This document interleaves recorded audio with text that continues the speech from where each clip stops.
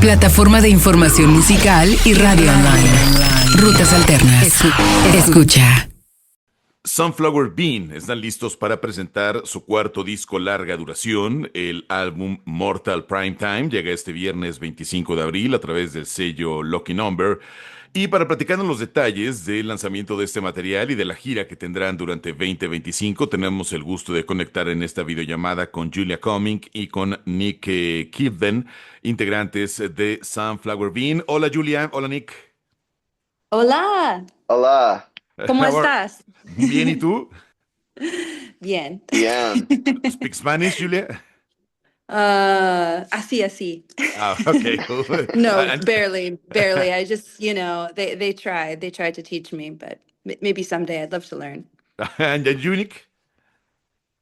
I took Spanish in school and I'm exposed to it a lot, in Brooklyn and Los Angeles, but I understand it better than I speak it. It's cool because in both countries we can find people who speak English and Spanish all the time, right?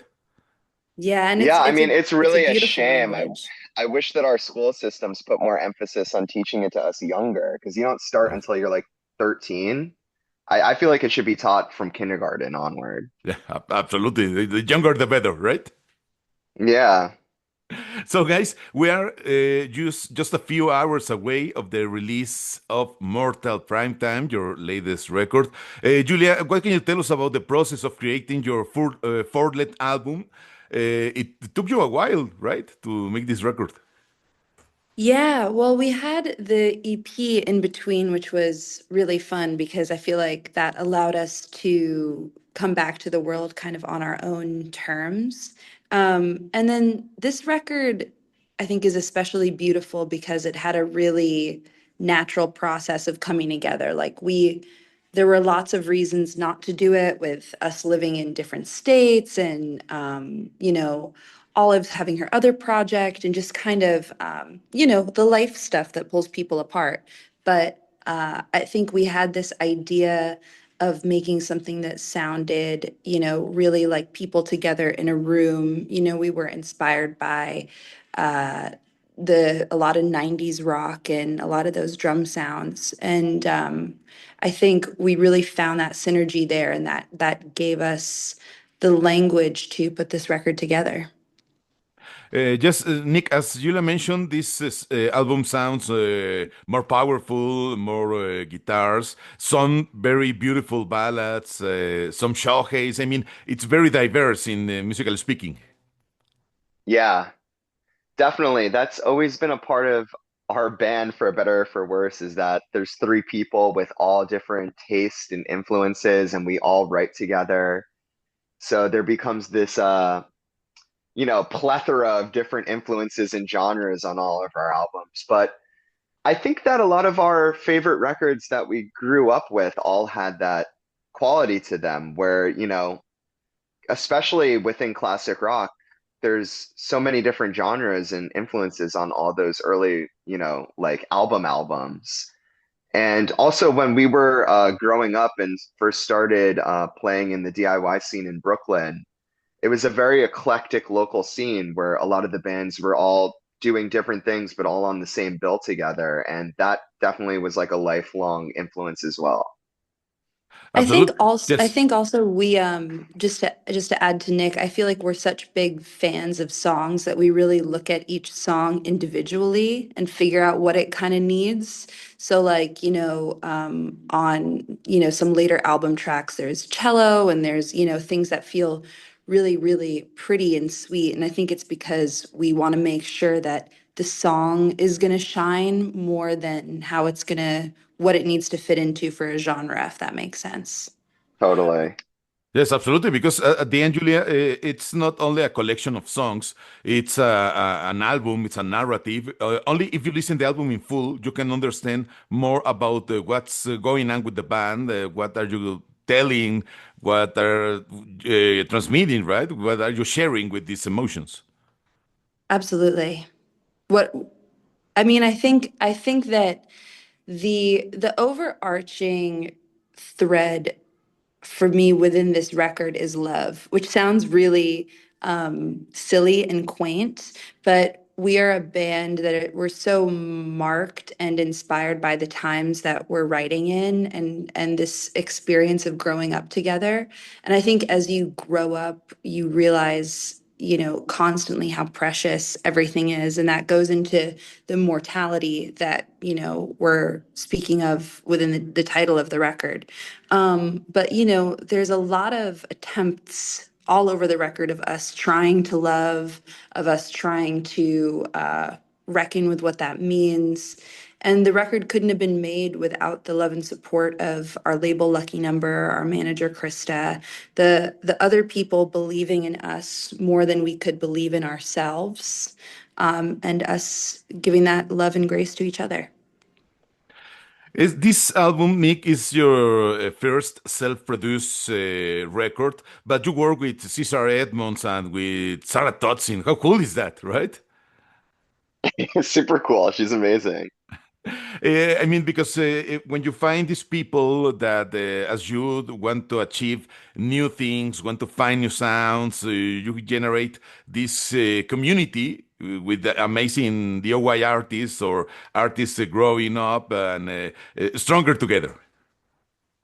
Yes. Absolutely. Yeah. I mean, that's kind of the whole message of our band is community and collaboration and friendship.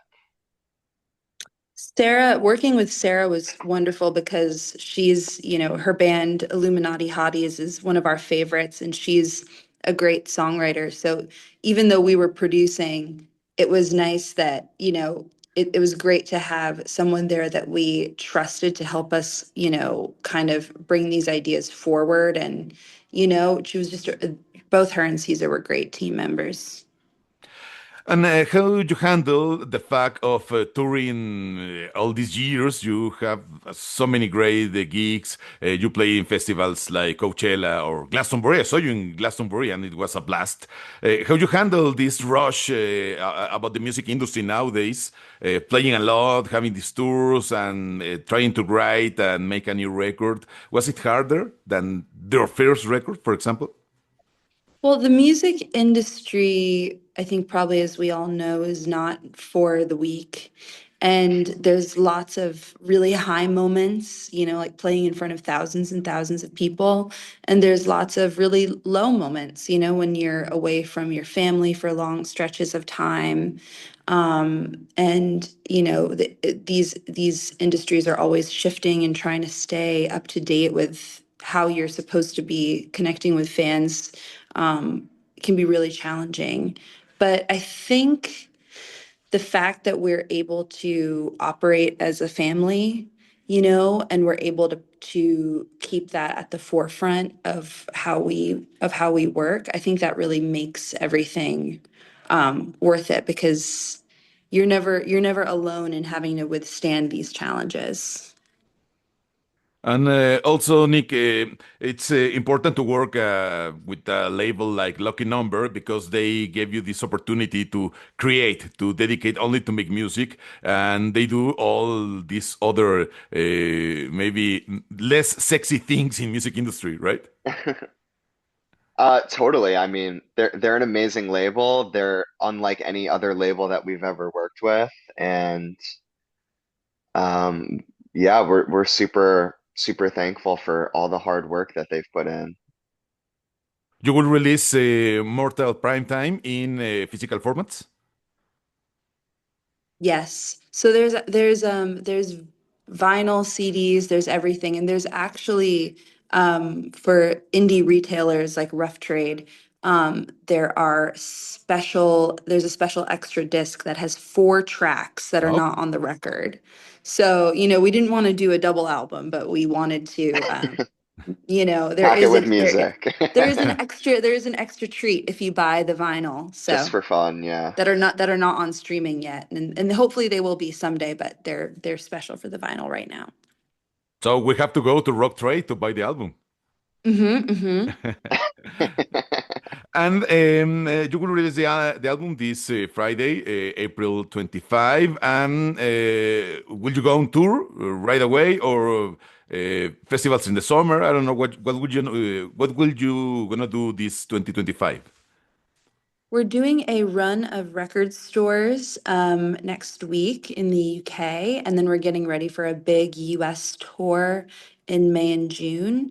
And then we will be doing another tour in the fall that hasn't been announced yet, and maybe some festivals this summer that are still coming through, but definitely a lot of touring before the end of the year.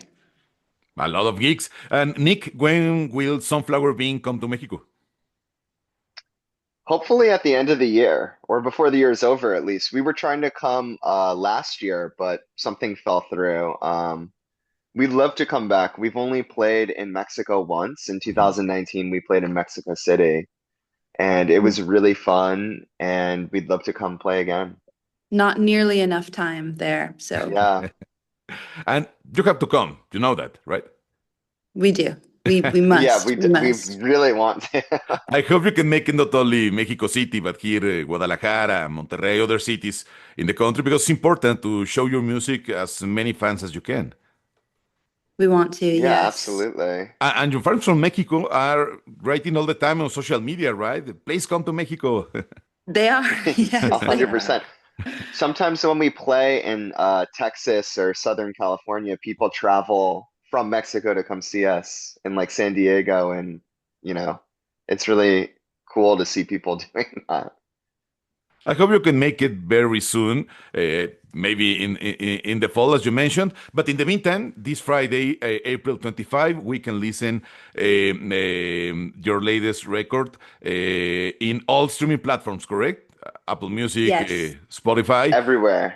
And when you come to Mexico, you can bring some vinyls. Maybe not the special edition for Rock Trade, but you can bring some vinyls or CDs. Yes, we will. Definitely. Guys, congratulations on Mortal Primetime. It's an amazing record, and looking forward to listen the album live here in Mexico. Thank you so much. Thank you very much. It's been a pleasure, Julia, Nick from Sunflower Bean. Thank you so much for this chat with Rutas Alternas. Gracias. Yeah, thank you. Plataforma de información musical y radio online. Rutas Alternas. Escucha.